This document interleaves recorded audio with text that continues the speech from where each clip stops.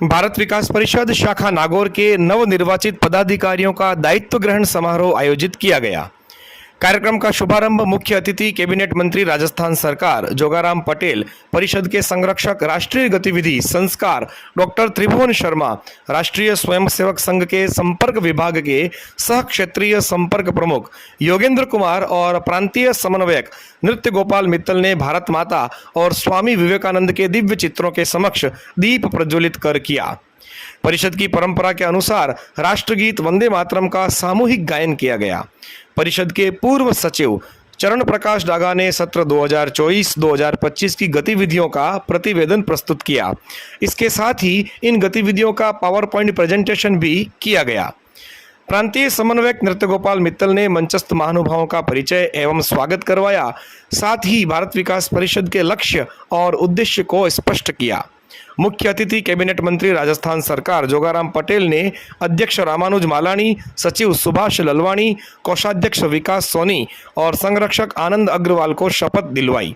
वहीं डॉक्टर त्रिभुवन शर्मा ने नवीन सदस्यों डॉक्टर देवेंद्र शर्मा, डॉक्टर सौरभ जोशी, पंकज नाहटा, हनुमान राम चौधरी, श्याम सुंदर मुंद्रा को सदस्यता की शपथ दिलवाई। अध्यक्ष रामानुज मालानी ने धन्यवाद ज्ञापित किया। कार्यक्रम का संचालन सह सचिव शरद कुमार जोशी ने किया। कार्यक्रम का समापन राष्ट्रगान के सामूहिक गायन के साथ किया गया। इस अवसर पर मुख्य वक्ता के रूप में बोलते हुए राष्ट्रीय स्वयंसेवक संघ के संपर्क विभाग राजस्थान के सह क्षेत्रीय संपर्क प्रमुख योगेंद्र कुमार ने कहा कि परिषद में पदों का बंटवारा नहीं होता है, बल्कि दायित्व दिया जाता है जो जिम्मेदारी का बोध करवाता है। भारत माता की सेवा करने और राष्ट्र को विश्व गुरु के परम वैभवशाली पद पर आसीन करने के लिए समाज के प्रबुद्ध और संपन्न वर्ग के लोगों के सहयोग से समाज के जरूरतमंद बंधुओं लोगों के जीवन स्तर में सकारात्मक परिवर्तन लाने का कार्य करता है भारत विकास परिषद। उन्होंने कहा कि राष्ट्रीय स्वयंसेवक संघ पंच परिवर्तनों के माध्यम से व्यक्ति निर्माण और राष्ट्र निर्माण के कार्य में संलग्न है। हम नागरिक अधिकारों के साथ साथ कर्तव्यों का पालन भी करें। पर्यावरण संरक्षण के लिए सार्थक कार्य रचना बनाकर अभियान चलाएं। स्वदेशी वस्तुओं, स्वभाषा व स्वपरिधान, स्वभोजन, अपनी माटी, अपने संसाधनों पर गर्व करें। उन्होंने अपने जीवन में और आचरण में स्वदेशी को उतारने का आह्वान किया। हमारी कुटुंब व्यवस्था संपूर्ण विश्व में सर्वाधिक तार्किक और विश्वसनीय परिवार व्यवस्था है। परिवार के सदस्यों में आपसी स्नेह, श्रद्धा और विश्वास बढ़ेगा, तभी समाज और राष्ट्र उन्नत होगा। आजकल युवा वर्ग फटे पुराने कपड़ों को पहनकर गौरव का अनुभव करता है। पाश्चात्य अंधानुकरण के नाम पर हमारे किशोर किशोरियां अपने संस्कारों को छोड़ते चले जा रहे हैं। हमारी जिम्मेदारी है कि हम युवा वर्ग को जीवन जीने की सही दिशा दें, उनका मौलिक मार्गदर्शन करें। जब तक संस्कार और सभ्यता जीवन का आधार बने रहेंगे, व्यक्ति का जीवन सार्थक और सुखमय होगा। इसके विपरीत हम अनुभव करते हैं कि यूरोपीय देशों में युवा नशे, आतंक, अवसाद, आत्महत्या की ओर अग्रसर हो रहे हैं। अध्यक्षीय आशीर्वचन प्रदान करते हुए परिषद की राष्ट्रीय गतिविधि संस्कार के संरक्षक डॉक्टर त्रिभुवन शर्मा ने कहा कि दीन दुखियों और निर्धन की सेवा करने में ही ईश्वर की सेवा और पूजा होती है। भारत विकास परिषद सेवा को आधारभूत मानकर ही अपनी गतिविधियों को संचालित करती है। सेवा, सहयोग, संस्कार, समर्पण और संपर्क के माध्यम से हम भारत को विश्व गुरु बनाने का महान लक्ष्य लेकर चल रहे हैं। आने वाले समय में जब इतिहास लिखा जाएगा तो हमारा नाम सकारात्मक सोच रखने वाली सज्जन शक्ति के साथ लिखा जाना चाहिए। मुख्य अतिथि कैबिनेट मंत्री राजस्थान सरकार जोगाराम पटेल ने परिषद की सेवा गतिविधियों के वीडियो को देखकर नागौर शाखा की भूरी भूरी प्रशंसा की। उन्होंने कहा कि मैं यहां आने से पहले कुछ और बोलने का तय करके आया था, लेकिन आपकी सेवा और रचनात्मक गतिविधियों को देखकर कुछ बोलने की आवश्यकता ही नहीं लग रही है। मैं तो यहाँ से कुछ सीख कर ही जाऊँगा। परिषद की नागौर शाखा के लिए स्थायी भवन निर्माण और भूखंड आवंटन के कार्य के लिए उन्होंने स्वयं पैरवी करने की बात कहकर परिषद का उत्साहवर्धन किया। उन्होंने नागौर शाखा की सराहना करते हुए इस शाखा के कार्यों को अन्य स्थानों के लिए प्रेरणा प्रदान करने वाला बताया। इस अवसर पर नागौर के पूर्व विधायक मोहन राम चौधरी, नगर परिषद नागौर की सभापति मीतू बोथरा, उपखंड अधिकारी नागौर गोविंद सिंह भीचर, भारतीय जनता पार्टी जिला अध्यक्ष रामधन पोटलिया, पार्षद नवरत्न बोथरा, खींवसर विधायक रेवंतराम डांगा, अतिरिक्त मुख्य ब्लॉक शिक्षा अधिकारी राधेश्याम गोदारा, मुकेश भाटी, मांगीलाल बंसल, डॉक्टर केवल राम गौड़, मुनेन्द्र सोराणा, भोजराज सारस्वत, हरिराम धारणिया, डॉक्टर BL भूतड़ा, पवन अग्रवाल, बजरंगलाल शर्मा, केशव चांडक, राजेंद्र डागा, रामनिवास राठी, रवि प्रकाश सोनी, खीवराज टाक, दिनेश शर्मा, योगेश सोनी, सुनील भार्गव, सत्यनारायण वैष्णव, कैलाश अग्रवाल, भवानी शंकर रांकावत, कैलाश सारडा, सागर सरवा, मनोज जैन, जगदीश बंसल आदि उपस्थित थे।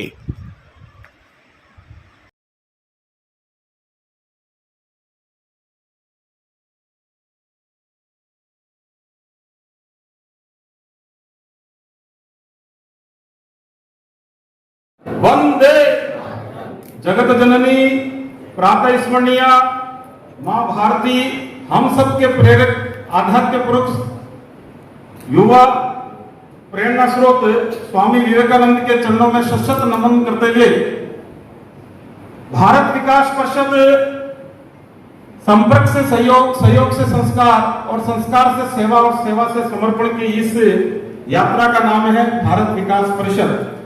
आज का ये शुभ अवसर भारत विकास परिषद की नागौर शाखा के दायित्व ग्रहण समारोह का न केवल एक साधारण अवसर है, बल्कि ये सामाजिक उत्तरदायित्व की उस परंपरा का प्रतीक है जो अर्थ से फर्श तक, संकल्प से सिद्धि की ओर, व्यष्टि से समष्टि की ओर, व्यक्ति निर्माण से राष्ट्र निर्माण की ओर अग्रसर होने की प्रेरणा प्रदान करता है।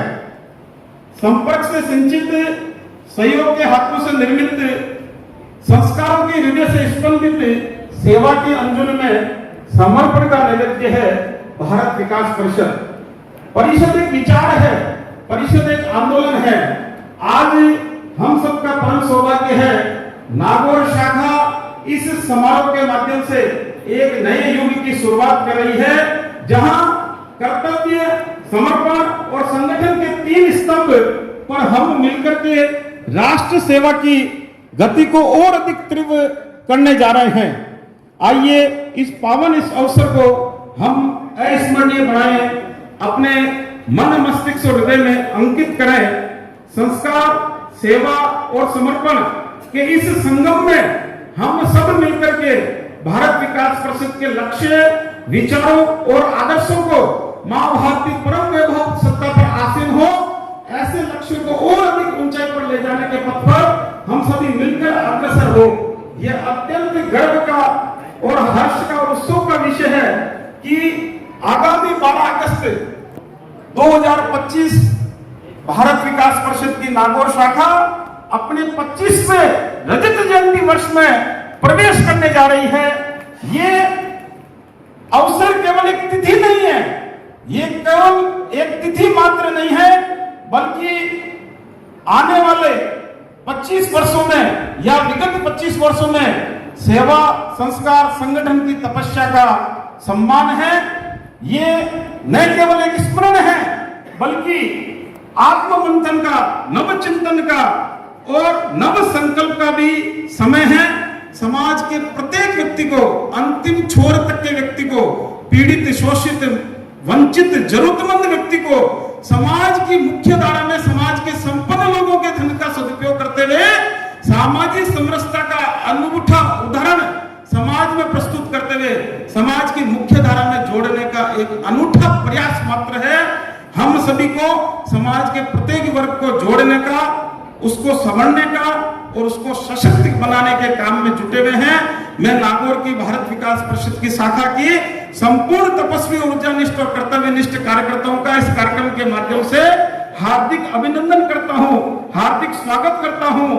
चल पड़े थे कुछ दीप जलाने की आस लेकर के, चल पड़े थे कुछ दीप जलाने की आस लेकर, सेवा, संस्कार और समर्पण का विश्वास लेकर बीते 25 वर्षों में जो बीज था बोया, बीते 25 वर्षों में माननीय शिवनारायण जी चौधरी, डॉक्टर BL भूतड़ा, भवानी शंकर जी रांकावत, हरिराम जी धारिया, संपतमल जी लुणावत, चंद्रशेखर जी शर्मा, उमेश सिंह जी राजपुरोहित, कैलाश जी साड़ा, रामकिशोर जी साड़ा, इन लोगों के अथक प्रयासों से और तपस्या के कारण बीते 25 वर्षों में जो बीज था बोया, अब वो वटवृक्ष बन करके समाज का सिरमौर बन गया है।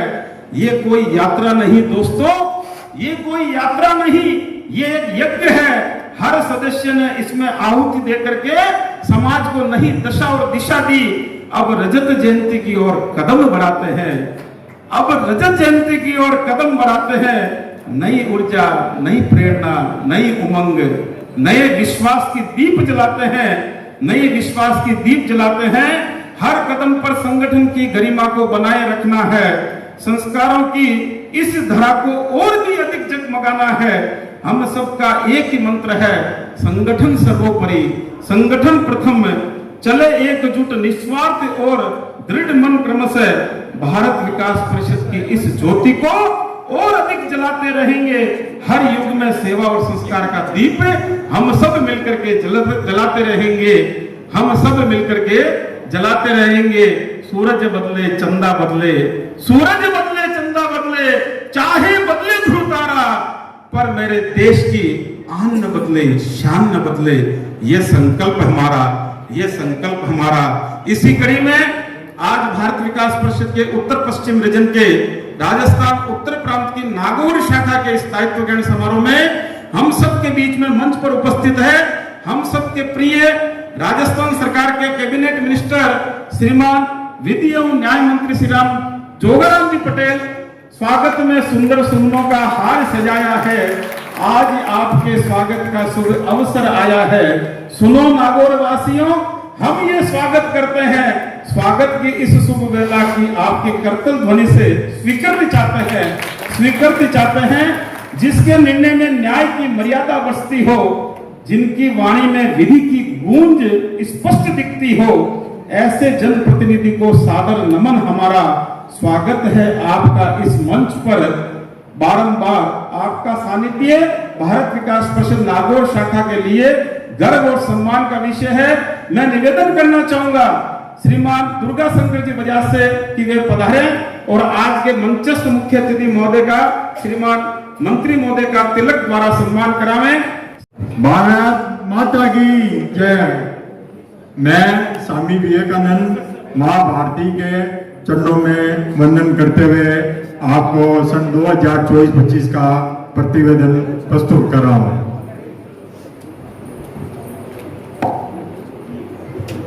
अप्रैल माह में नव वर्ष प्रतिपदा एवं नवरात्रा प्रारंभ के अवसर पर श्री करनी माता मंदिर मानासर में शीतल जल की अस्थायी गांव का आयोजन निरंतर 9 दिन तक किया गया।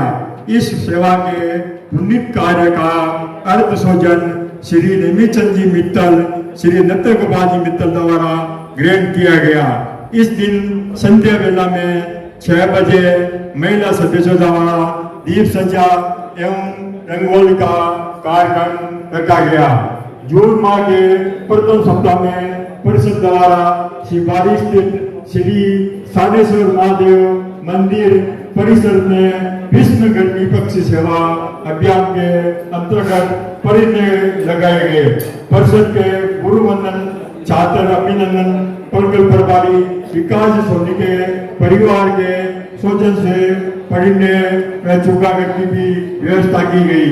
16 जून से निजय एकादशी 18 जून 2024 तक निरंतर नागौर रेल स्टेशन पर यात्रियों का परिषद द्वारा शीतल जल एवं चाय पिलाकर सेवा कार्य किया गया।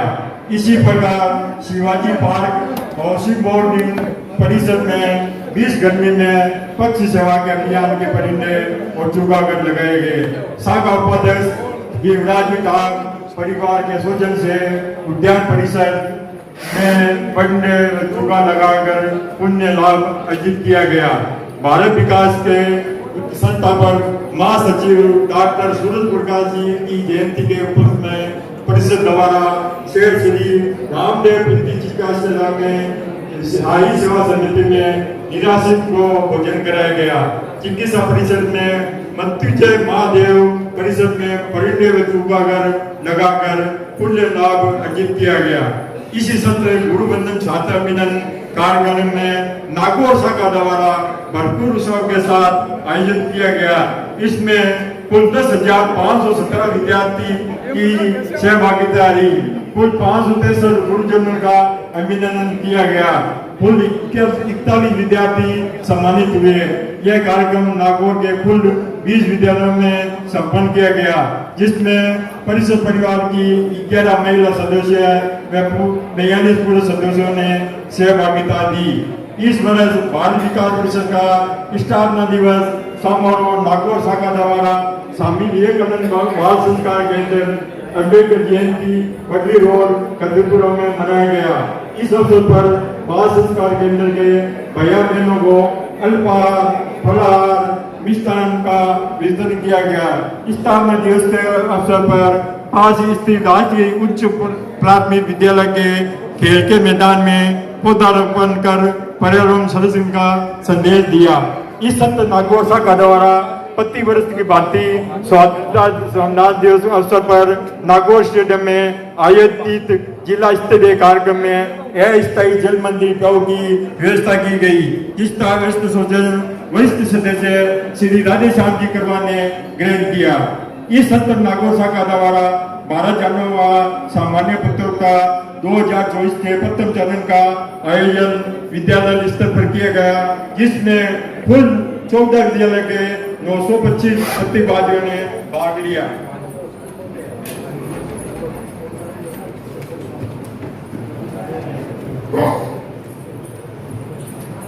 नागौर शाखा ने राष्ट्रीय समूह गान प्रतियोगिता में प्रांत स्तर पर द्वितीय स्थान अर्जित किया। हनुमानगढ़ के श्री कुशाल दास विश्वविद्यालय के ऑडिटोरियम में नागौर शाखा के दल का प्रतिनिधित्व शहीद असलम सीनियर सेकेंडरी स्कूल के प्रतिभागियों ने किया। बाल विकास शाखा नागौर की आम बैठक जवान धर्मशाला में आयोजित की गई। सर्वसम्मति से विश्व सिद्ध पेड़ को देखते हुए जरूरतमंद निर्धन लोगों को रात्रि में कंबल वितरण का प्रस्ताव लिया गया। इसी प्रकार चयनित राष्ट्रीय विद्यालयों के जरूरतमंद निर्धन हिंदू मेधावी छात्रों को 19 वस्त्र स्वेटर वितरण का प्रस्ताव भी पारित किया। दिसंबर माह में 28 और 29 दिसंबर 2024 को 2 दिवसीय राष्ट्रीय अधिवेशन में सहभागिता करने की सहमति बनी। इस बैठक में आगामी जनवरी माह में 16 से 18 जनवरी 2025 को नेत्र चिकित्सा व लेस प्रत्यारोपण शिविर आयोजित करने पर भी चर्चा की गई। नागौर शाखा द्वारा राजकीय उच्च माध्यमिक विद्यालय सुरक्षित निवास में छात्र व छात्राओं को गर्म वस्त्र 19 स्वेटर वितरित किए गए। इस कार्यक्रम में सचिव चंद्रप्रकाश डागा, वित्त सचिव सुभाष लनवानी, पूर्व सचिव रवि प्रकाश सोनी, धर्मेंद्र सल्लानी व पल्लव शर्मा ने सहभागिता दी। विद्यालय के कार्यवाहक प्रधानाचार्य सुरेश वारुपाल ने परिषद परिवार का आभार प्रकट किया। बाल विकास का राष्ट्रीय अधिवेशन 28 व 29 दिसंबर 2024 को फगवाड़ा जालंधर में आयोजित हुआ। राष्ट्रीय की नागौर शाखा से इसकी राष्ट्रीय अधिवेशन में 15 सदस्यों के दल ने सहभागिता दी। नागौर शाखा द्वारा विश्व सिद्ध पेड़ को देखते हुए सेवा प्रकल्प के अंतर्गत अपने अभियान में राजकीय उच्च माध्यमिक विद्यालय दाखोड़िया में जरूरतमंद विद्यार्थियों को स्वेटर वितरण किए गए। इस कार्यक्रम में श्री मनोज जैन, श्री विकास जी सोनी, रवि प्रकाश जी सोनी ने सहभागिता दी। संस्था प्रधान श्रीमती प्रीतिम गोरा ने परिषद परिवार का आभार प्रकट किया। कुल लाभार्थी विद्यार्थी 50 थे। राष्ट्रीय सेवा संघ द्वारा युवा दिवस 12 जनवरी 2025 को नागौर नगर में निकाले गए दी द्वारा पत्र संचालन का परिषद परिवार द्वारा पुष्प वर्षा करके स्वागत द्वारा बनाकर स्वागत किया गया। जिला अंतः निवारण समिति पंडित जवाहरलाल नेहरू राजकीय चिकित्सालय नागौर, भारत विकास परिषद शाखा नागौर, जाहिर शाखा के संयुक्त तत्वाधान में नित्य चिकित्सा का लेस मतोडम शिविर का आयोजन 16 से 18 जनवरी 2025 में किया गया। यह शिविर के पूर्व अध्यक्ष और पूर्व सदस्य श्री हरिराम जी डानिया के पूज्य पिताजी स्वर्गीय रामजसी डानिया की प्रथम पुण्यतिथि के अवसर पर डानिया परिवार के सोचन से किया गया। इस शिविर में कुल 354 व्यक्तियों को नेत्र जांच की गई। उसमें चयनित 65 व्यक्तियों का सफल ऑपरेशन कर नेत्रों में लेंस प्रतिरोपित किए गए। इस शिविर के समापन के अवसर पर राष्ट्रीय स्वयं संघ के वरिष्ठ प्रचारक आदरणीय बाबा जी नंदलाल जी जोशी का मार्गदर्शन मिला। सम्मान समारोह के मुख्य अतिथि एडीएम श्री चप्पलाल जी जीनगढ़ थे।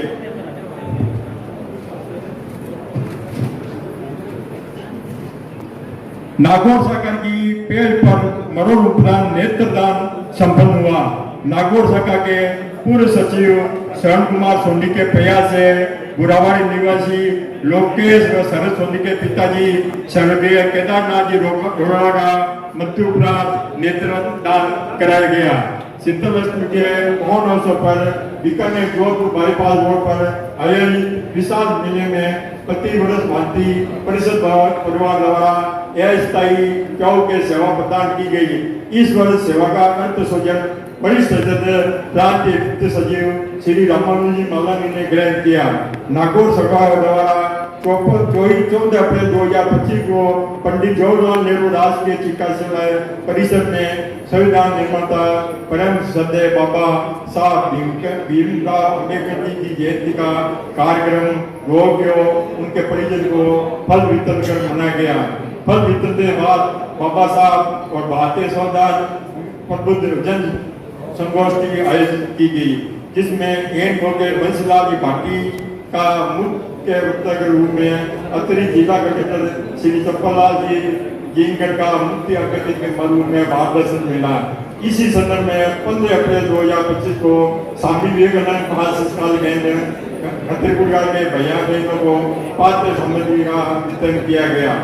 इस सत्र नवीन कार्यक्रम द्वारा नागौर नगर के विभिन्न स्थानों पर पर्यावरण प्रोजेक्ट के अंतर्गत परिचय चुकाकर लगाए गए।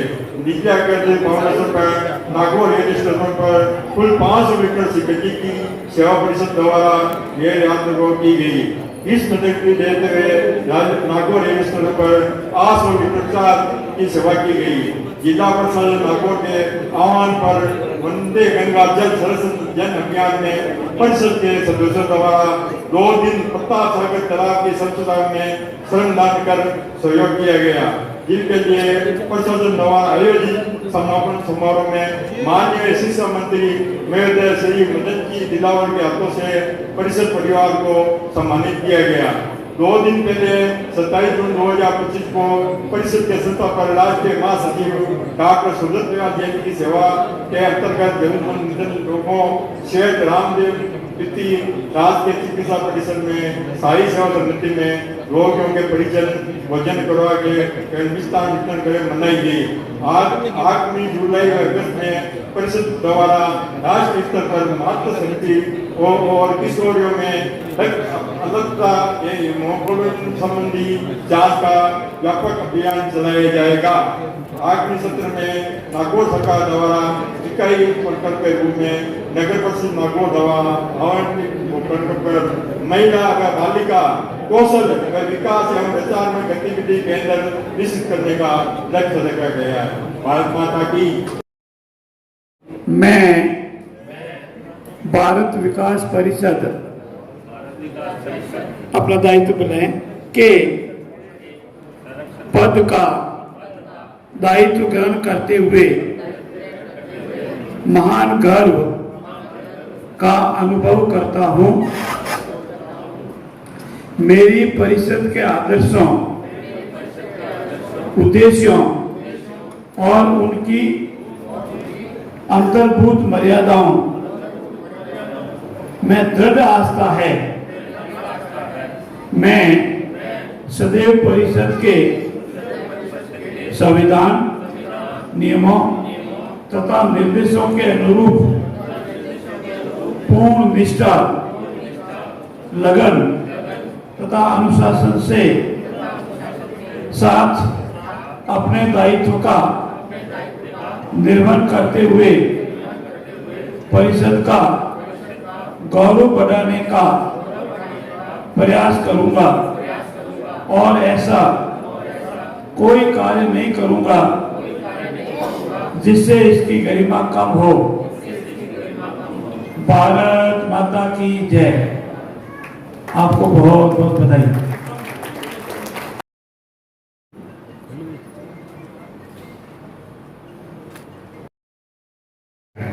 मैं भारत विकास परिषद परिवार की सदस्यता और उसकी अंतर्भूत मर्यादाओं को सहर्ष अंगीकार करता हूं। भारतीय संस्कृति के आदर्शों में मेरी अविचल आस्था है। भारत की राष्ट्रीय एकता, सर्वपंथ समभाव और विश्व बंधुत्व में मेरी दृढ़ निष्ठा है। मेरा संकल्प है और मैं संकल्प करता हूं कि यथाशक्ति भारत के सर्वांगीण विकास के लिए सदैव सचेष्ट रहूंगा और भारतीय जनजीवन के उत्कर्ष में अपना विनम्र योगदान देने के लिए सदैव तत्पर रहूंगा। जब एक बार मेरे साथ बहुत जोर से भारत माता की। आप आगे आ जाओ, तिलक लगाने का सहयोग करना। मेरी बहन जी को आई कार्ड पहना दीजिए। कीर्ति जी आई कार्ड इनको पहना नहीं है, काम पूरा ही करना है। हाँ, जोरदार तालियां बजाएं इन नवीन सदस्यों का भारत विकास परिषद शाखा नागौर में स्वागत करने हैं। हाँ, आप भी पहना सकते हैं, आपके बच्चे हैं, छोटे भाई हैं, दत्त गोपाल जी भी पहना सकते हैं।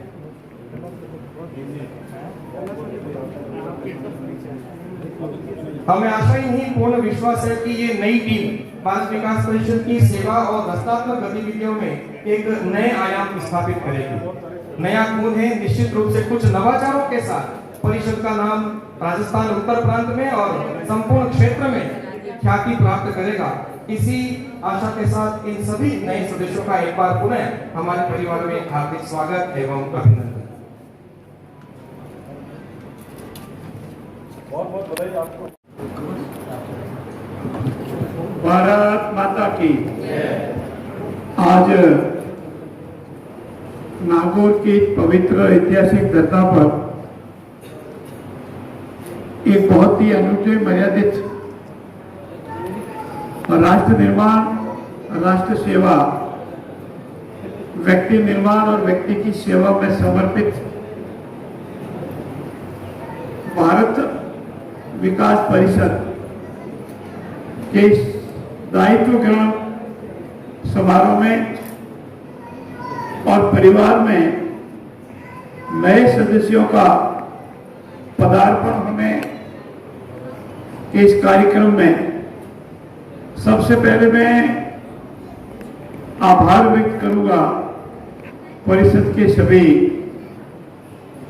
माननीय पदाधिकारियों का और विशेष रूप से हम सबको लंबे समय से मार्गदर्शन दे रहे योगेंद्र जी भाई साहब की। उन्होंने बहुत ज्यादा ही आदेशात्मक भाषा में निवेदन किया था कि आपको आना ही है, इसीलिए आप सबके दर्शन करने का अवसर दिया, इसलिए उनका बहुत बहुत धन्यवाद। योगेंद्र जी भाई साहब का जो हमारे प्रकल्प है, हमारा जो दायित्व है, हमारा जो कार्य है, उसमें जीवन समर्पण है। और जो जीवन समर्पण हो जाता है उसको ऐसे कार्यक्रमों में ही आनंद आता है। और जन्म भी सेवा को समर्पित धरती से हुआ और विभिन्न दायित्वों को निर्वाह करते हुए अखिल भारतीय स्तर तक के दायित्वों का निर्वहन कर रहे हैं। इसलिए मैं आपके चरणों में वंदन करते हुए आप सबसे आग्रह करूंगा कि भाई साहब का जोरदार तालियां बजा के स्वागत करेंगे। हमारे बीच में आज के इस कार्यक्रम की अध्यक्षता कर रहे कुलगुरु डॉक्टर त्रिभुवन शर्मा,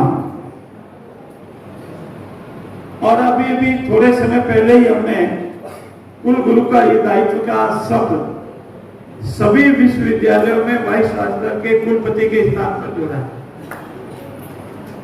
हम भारतीय, जैसा आज मैं अभी देख रहा हूं सुबह से, ये भारत नाम ही अपने आप में, आप सब शायद योगेंद्र भाई साहब शायद विस्तृत बताएंगे, हमारे संविधान में इंडिया शब्द कहीं नहीं है। हमारी संस्कृति में इंडिया शब्द कहीं नहीं है। भारत हमको याद दिलाता ही हमें उस देश की अपने आप ही भावना पैदा होती है, जिस देश के हम युगों युगों से वासी हैं।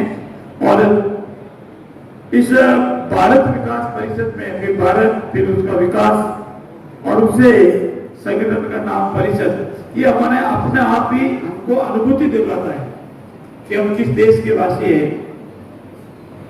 हम हमारी राष्ट्रीय एकता, अखंडता और दायित्व का समर्पण जो है, मानव सेवा, राष्ट्र निर्माण, ये हमारा जो समर्पण है।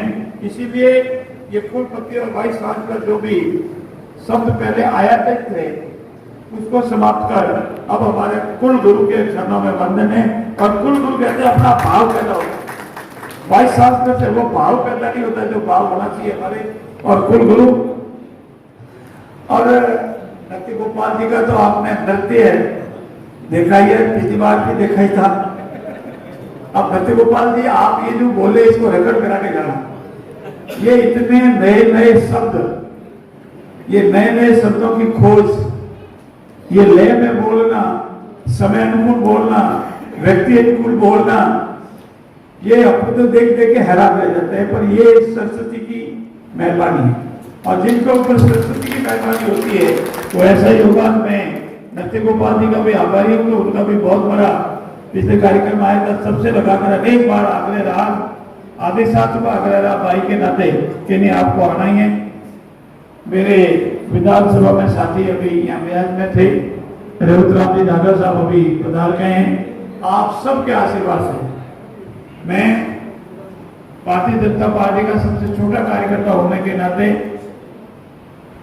सरकार का एक छोटा सा दायित्व निर्वहन करने वाला व्यक्ति होने के नाते, नागौर की समस्त जनता का आभार व्यक्त करता हूं कि आपने हमारे प्रत्याशी को जिताकर हमारा मान रखा, उसके लिए आपका बहुत बहुत धन्यवाद।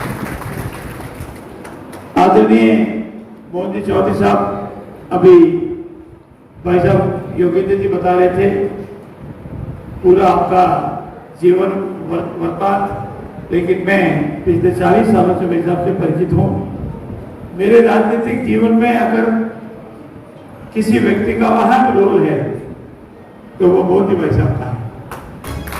लंबे समय तक इनका कार्यक्षेत्र जोधपुर और उसके आसपास रहा है। उस समय में हम तो छोटे थे और राजनीति में दिन दिन प्रवेश कर रहे थे।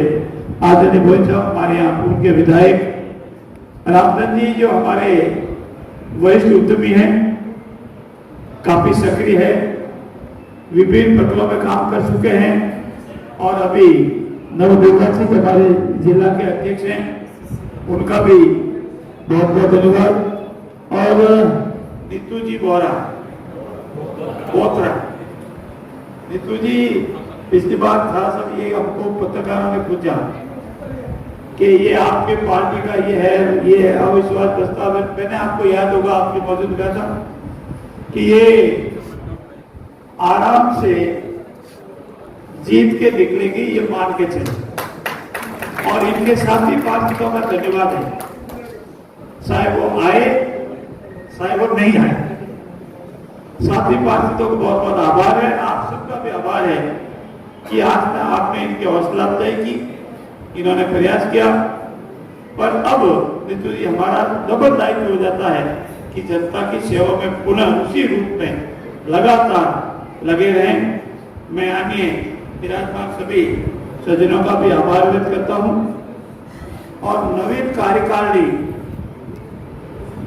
जिनका अभी निर्वाचन या चयन जो भी हुआ है, उन दोनों को, उनकी पूरी टीम को बहुत बहुत हार्दिक बधाई, और एक बार जोरदार पूरी टीम को हार्दिक बधाई। और जो निवर्तमान हुए हैं उनका दायित्व भी ऐसा ही निरंतर जारी रहेगा, ऐसी मेरी कामना है। मित्रों, अब ज्यादा कुछ कहने की आवश्यकता नहीं है।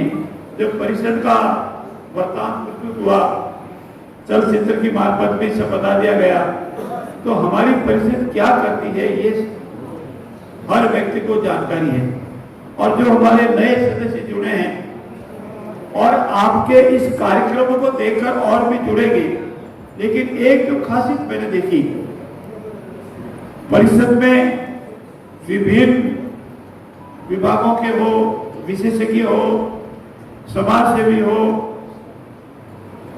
हमारे अध्यक्ष जैसे वरिष्ठ और धनाढ़ी उद्यमी हो, हमारे जगवीर जी साहब बैठे, उनका भी बहुत बहुत धन्यवाद साहब का भी।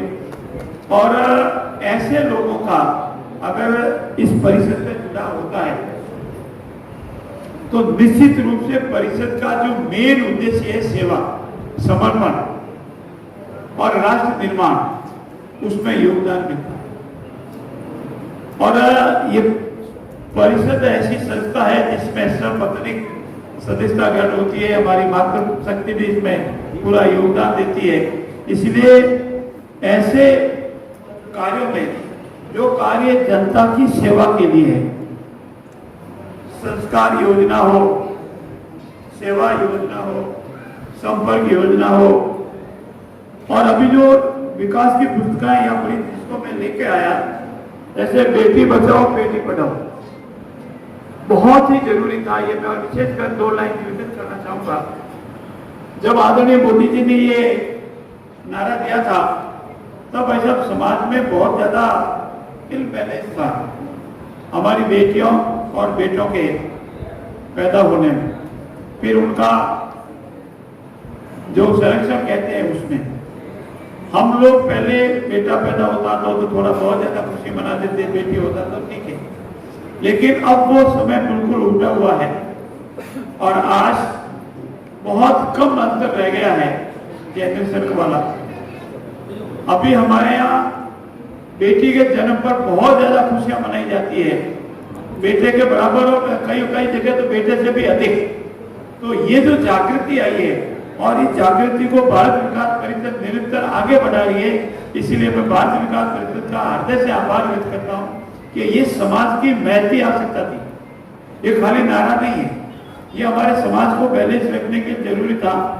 वैसा का वैसा चिकित्सा सेवा केंद्र, और जैसा अभी वैसा बता रहे थे नत्य गोपाल जी कि मेडिकल हेल्थ में जितने इक्विपमेंट की जरूरत होती है, वो सारे के सारे इक्विपमेंट इतना संभव ये, चाहे हॉस्पिटल हो, समाज के कोई औषधालय हो, अन्य कोई प्रकल्प हो, उसमें सप्लाई करते हैं। देखिए, ये सबसे महत्वपूर्ण काम, दवाइयाँ कहीं भी मिल जाएगी, डॉक्टर साहब हो जाएंगे, लेकिन इक्विपमेंट की वजह से काम नहीं रुके, सही जांच हो और उसका सही इलाज हो। ऐसी स्थिति में ये विकास परिषद द्वारा ये कार्य जो किया जा रहा है, सामूहिक सरल विवाह सामूहिक और सरल, ये कार्य भी परिषद के द्वारा किया जा रहा है। इसके लिए भी ऐसे काम जो है वो सेवा भाव के, राष्ट्र निर्माण के, भक्ति भाव के, इन कार्यों से ही इस भारत विकास परिषद की पहचान है। ये पैसा निरंतर आगे बढ़ती रहे। मुझे आया तब कुछ और कहना था, लेकिन जब ये सारे कार्य देखे, ये सारे प्रकल्प देखे, तो मुझे लगा ये जब आपका वरदान आदरणीय सेक्रेटरी साहब ने गत वर्ष का पढ़ा और जब यहाँ सब संक्षिप्त देखे, तो मुझे लगा यहाँ कुछ कहने की अब गुंजाइश है ही नहीं, यहाँ तो सीखने की गुंजाइश है। और मैं सीख के जा रहा हूँ कि ये भारत विकास परिषद के जो कार्य है, ये नागौर शाखा के कार्य हैं, वैसे पूरे भारत में ये काम करती है, लेकिन ऐसा कार्य मैं जोधपुर में लंबे समय से रह रहा हूँ, वहां भी भारत विकास परिषद होगी, लेकिन ऐसे कार्यवान नहीं है, ये मैं स्वीकार। यहाँ जो नागौर शाखा जो कार्य कर रही है, नागौर शाखा ने जो प्रत्यक्ष कार्य करके बतलाए हैं, यहाँ जो निष्ठा है, यहाँ जो समर्पण है, यहाँ जो भाव है, यहाँ जो कार्य करने की ललक है, यहाँ जो किया है वो ही बताया है, यहाँ जो करना है वो ही बताया है। ऐसा भाव पहली बार नंद गोपाल जी आप में और आपकी टीम में, इसलिए मैं परमपिता परमेश्वर से आराधना करता हूँ कि आपका ये भाव, आपका ये समर्पण, आपकी ये सेवा निरंतर जारी रहे, आपको वो पूरा सामर्थ्य मिले, आपको वो शक्ति मिले, आपको वो आशीर्वाद मिले, आपको वो सहयोग मिले कि आप इसको निरंतर जारी रखें। इससे अधिक मानवीय सेवा और कुछ हो नहीं सकती जो आप कर रहे हैं, इससे अधिक राष्ट्र सेवा कुछ हो नहीं सकती जो आप कर रहे हैं। इसलिए मैं आपको और आपकी पूरी टीम को, आपके सब मेहमान को, हम जो मेहमान के रूप में आए नतमस्तक होकर प्रणाम करते हैं कि वाकई आपकी सेवाएं काबिल तारीफ। समय अपनी गति से चल रहा है। एक विषय नृत्य गोपाल जी ने मेरे समक्ष रखा नहीं है, पर मैं मानता हूं कि उनका जो कौशल है कार्य करवाने का, कार्य बताने का, उसका कोई मुकाबला नहीं है। भारत विकास परिषद को अपने स्थायी कार्यालय की आवश्यकता है, और स्थायी कार्यालय तभी हो सकता है, धन का अभाव इनके पास नहीं है, जमीन का थोड़ी सी खोज की आवश्यकता है। मैं इसमें आज इतना विश्वास दिलाता हूं। हाँ, तो फिर तो जीतू जी के लिए जोरदार तालियां। वैसा मैं पैसे से अधिवक्ता हूं, वकील हूं, बिना फीस दिए तो काम करता नहीं हूं, पर आज बिना फीस के जब तक ये जमीन का विधिवत आवंटन नहीं हो जावे, आपकी वकालत बराबर करता रहूंगा। भारत माता की। पर क्योंकि मेरा आधा से ज्यादा काम तो इस जुगल जोड़ी ने पूरा कर दिया है, मैं बोरा साहब का आभार व्यक्त करता हूँ। नीतू जी तो अपने दायित्व निर्वहन में काम करेगी ही। हमको सबसे अच्छी उपयुक्त आवश्यकता अनुसार जमीन उपलब्ध हो जाए, और जमीन उपलब्ध होने के बाद विधिवत हम, अभी कुलपति महोदय बता रहे थे कि हम इसमें अपनी जो गतिविधियां दिन प्रतिदिन संचालित कर रहे हैं, मेंबरान आते हैं, बैठते हैं, ऑफिस बेरर्स आते हैं, बैठते हैं, योजना बनती है, क्रियान्वित होती है, कैंप लगते हैं, उसके लिए जमीन और स्थायी कार्यालय बाकी आवश्यक होता है। आज अगर हमारा कार्यालय होता शायद हमको इस परिसर की आवश्यकता नहीं होती। इसीलिए ये परिसर में जमीन आवंटन का काम शीघ्र हो, क्योंकि जमीन की जिस साइज के अनुसार ही यहाँ होगा या जयपुर आएगा, पर यहाँ होगा तो भी और जयपुर प्रकरण आएगा तो भी आपकी निरंतर पैरवी वकील के रूप में करके आवंटन करा के फिर आऊंगा। जिस दिन आपको पता मिल जाएगा तब मुझे शांति होगी कि मेरा वकालत का कार्य पूर्ण हुआ। मैं नृत्य गोपाल जी का आभार हूँ। मुझे इशारा उन्होंने कहा था, यह नहीं कहा मैं जमीन अलॉट करेंगे, ये कुछ भी नहीं कहा कि जमीन होती है, कार्यालय होता है तो ठीक रहता। मैं समझ गया कि हाँ ये कहना क्या चाहते हैं, इसीलिए इसके आभार भी। और मेरा ये भी निवेदन है, ऐसे कार्यों में, ऐसे पुण्यार्थ कार्यों में, समाज सेवा के कार्यों में, राष्ट्र निर्माण के कार्यों में राजस्थान के यशस्वी मुख्यमंत्री आदरणीय भजनलाल जी का वही सेवा भाव है जो आप सबके मन में, आप सब करना चाहते हैं। और मैं सरकार का हिस्सा होने के नाते आपको विश्वास दिलाता हूं। वैसे आप अपने आप में परिपूर्ण हैं, फिर भी कहीं भी कैसी भी सरकार के सहयोग की आवश्यकता हो तो सरकार, राजस्थान सरकार आपके सेवा भाव के कार्यों में, राष्ट्र निर्माण के कार्यों में कहीं भी आवश्यकता होगी तो कभी पीछे नहीं रहेगी, हमेशा आपके लिए तत्पर और तैयार रहेगी। और ऐसे कार्यों में हम हमेशा कोशिश करेंगे कि आपका गुणगान राजस्थान और भारत प्रदेश में हो। नागौर शाखा का जब कभी मौका लगे हम कोशिश करेंगे कि पूरे राजस्थान को बताएं और सबको इससे प्रेरणा मिले, ऐसा काम भी करेंगे।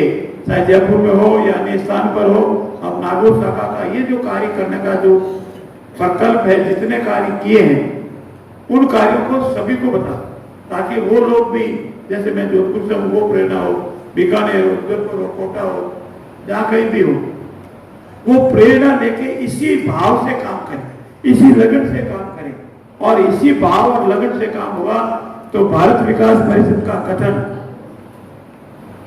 आदरणीय डॉक्टर लक्ष्मी नारायण जी सीबी साहब के समय हुआ था।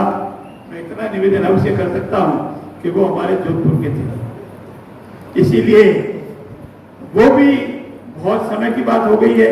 और जो भी संस्थापक सदस्य रहे हैं, बड़े बड़े, मैंने जब नाम पढ़ रहा था तो बड़े बड़े विद्वान, अपने अपने क्षेत्र के बड़े बड़े विद्वान समर्पित रहे।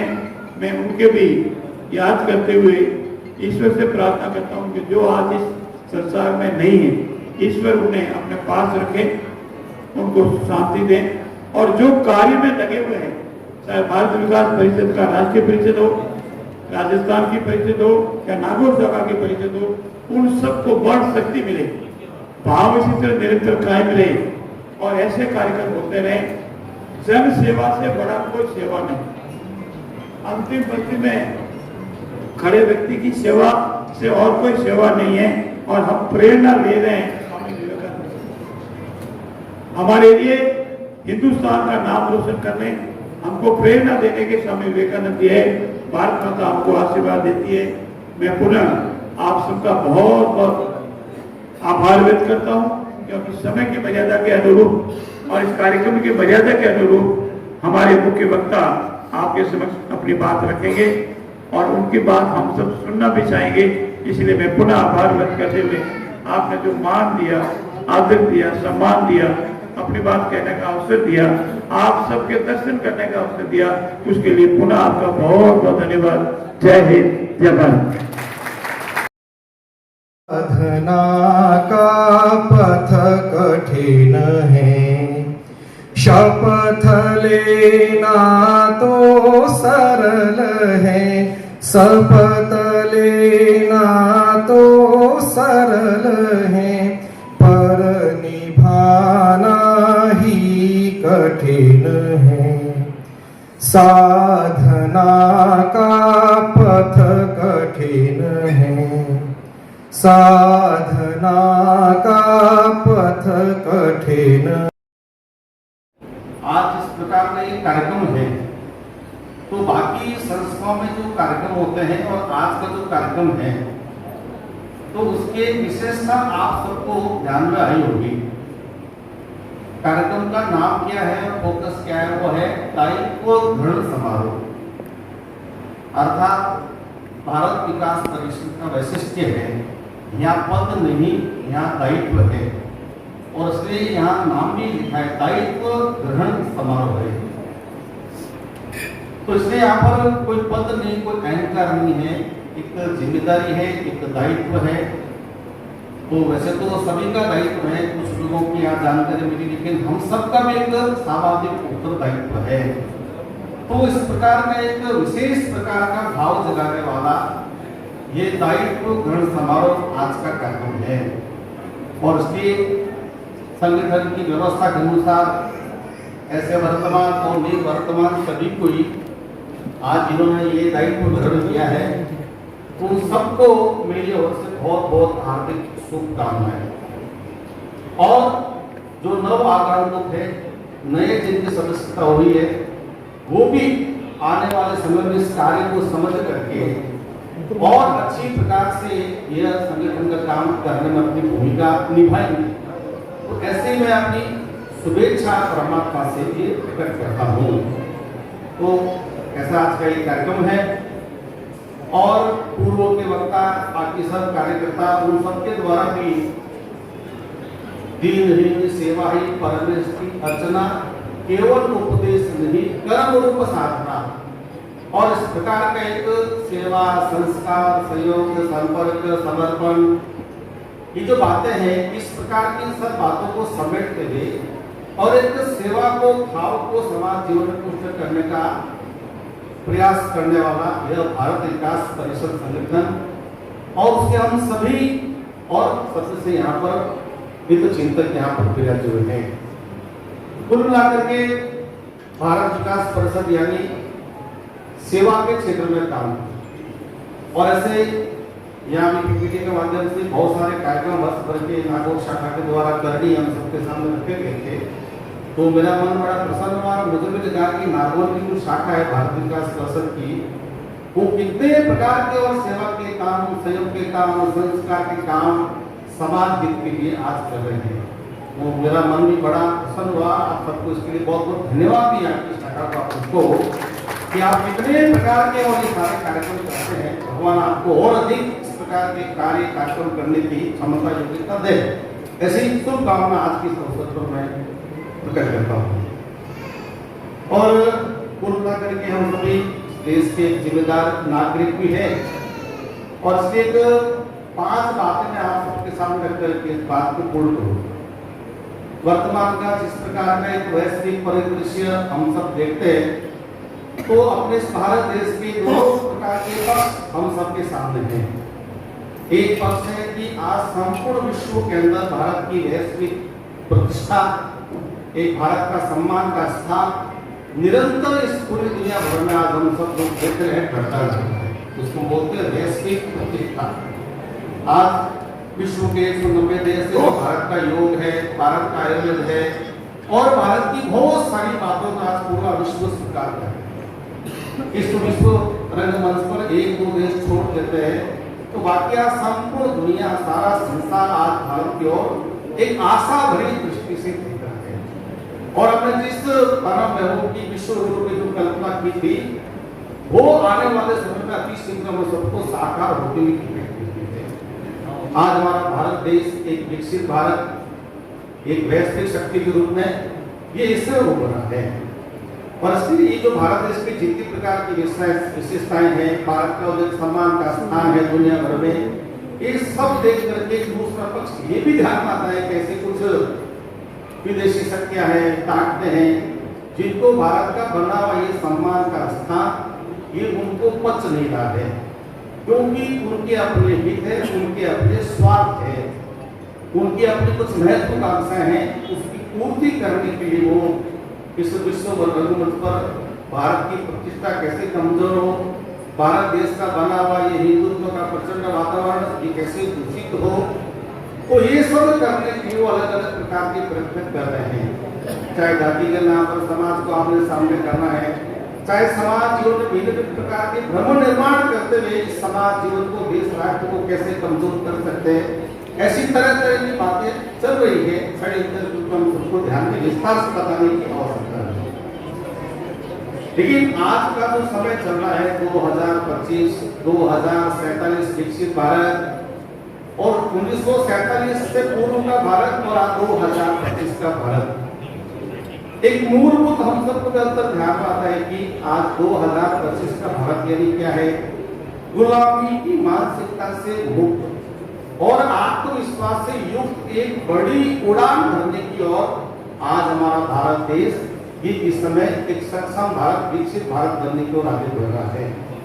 और इसके सब कुछ अच्छा होते हुए कुछ बातें आज हमारे समाज जीवन के रूप में चुनौती के रूप में है, तो उनको स्वीकार करते हुए और आज इस प्रकार के हम सब लोग यहाँ बैठे हैं, समाज के सभी प्रतिष्ठित नागरिकगण, बंधु भगिनी, मातृशक्ति इतनी बड़ी संख्या में आए हैं, तो हम सबकी भी एक इस समाज जीवन में हमारी भूमिका है। हम इस देश के जिम्मेदार नागरिक है, केवल आए केवल चले गए 4 माते की ऐसा नहीं, तो हमारा एक उत्तरदायित्व है, हमारी भी भूमिका है, तो वह भूमिका निश्चित करने की आवश्यकता है और हम सब लोग करते हैं। तो ऐसे 4-5 बातों का मैं 10 बात में स्मरण कराऊंगा। पहली बात है कि हमारा जो भारत देश है बहुत सारी बातों कारण से पूरे विश्व भर में पहचान की भारत देश के लिए। एक हिंदुत्व का भाव, हिंदू भाव, ये हमारे वैशिष्ट है और इसलिए हम पहले हिंदू है, उसके बाद मेरी कोई जाति है और हमारा ये समाज की शोषण मुक्त और समरसयुक्त समाज की कैसे बने। अपने आप में कभी भी ये जो वर्ण व्यवस्था वगैरह बनी है प्राचीन काल के अंदर, वो कभी भी जन्म आधारित नहीं थी, कर्म आधारित थी, जिससे जो कर्म के वैसे व्यवस्था बनती है। लेकिन कालांतर में इसके रूप बदलता गया और उसके कुछ परिणाम भी हमारे समाज जीवन के सामने आए कि हमारा हिंदू समाज भिन्न भिन्न जातियों में बढ़ रहा है। तो इसलिए आज आवश्यकता है कि हमारा संपूर्ण समाज ये शोषण मुक्त और समरसता युक्त बने। हिंदव सोदरा सर्वे न हिंदू पक्तो भवे, मम दीक्षा हिंदू रक्षा मम मंत्र समान। कोई भी हिंदू फकीर या नीच नहीं है, हम सभी हिंदू सभी भाई के समान है। इस प्रकार के भाव सबके मन में आने की आवश्यकता है। और इसलिए बहुत संक्षिप्त कहा जाए तो हम किसके साथ भेद करें, क्यों भेद करें? हमारे देश के जितने भी महापुरुष हुए थे, बाबा रामदेव जी को मानते हैं, भगवान राम को मानते हैं, मानव को मानते हैं, इन सबका हम जीवन पढ़ने के ध्यान में है कि सबने समाज में किसी के साथ भेद नहीं किया और सदैव समाज में एक समरसता युक्त समाज कैसे बने इस बात से प्रयत्न किया।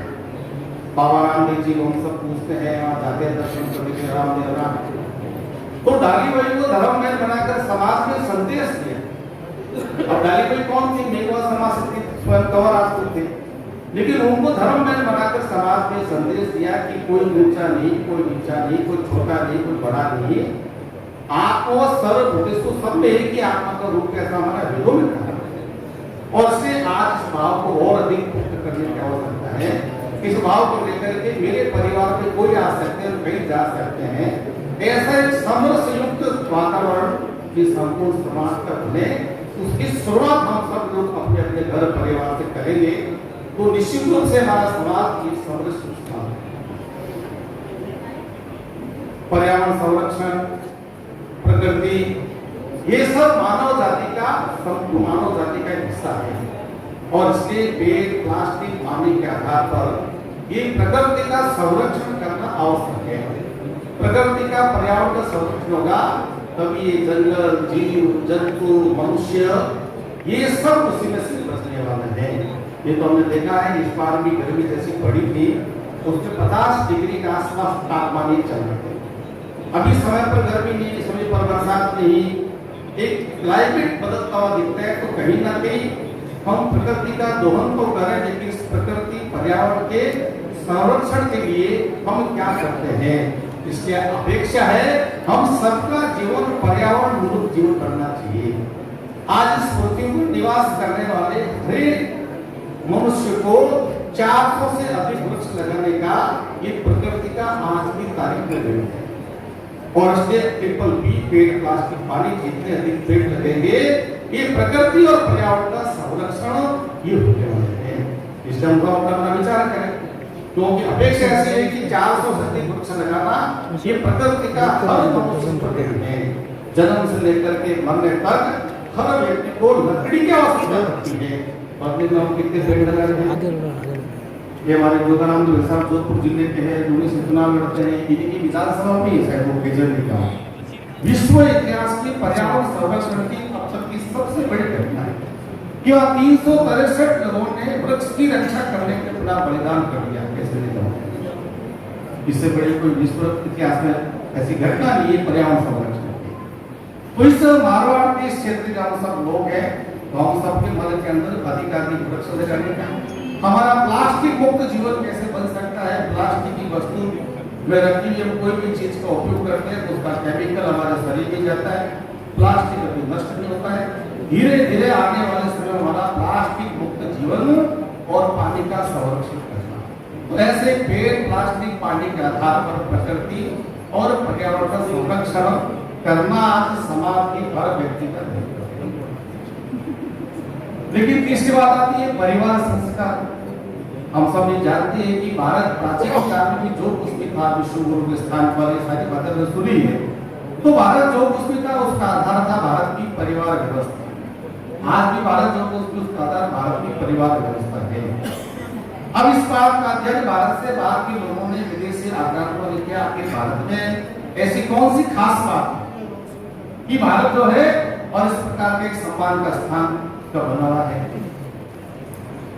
उन्होंने अध्ययन किया, उसका निष्कर्ष निकाला भारत की जो परिवार व्यवस्था है यही इसका आधार है। और इसलिए उन्होंने भारत की परिवार व्यवस्था उसको खंडित करने का, छिन्न भिन्न करने का ये बाहर के लोगों के प्रयत्न थे। और इसलिए सांस्कृतिक आक्रमण के नाम पर विभिन्न प्रकार की टीवी सीरियल, विज्ञापनों के माध्यम से और हमारी इस परिवार व्यवस्था को तोड़ने का प्रयत्न किया।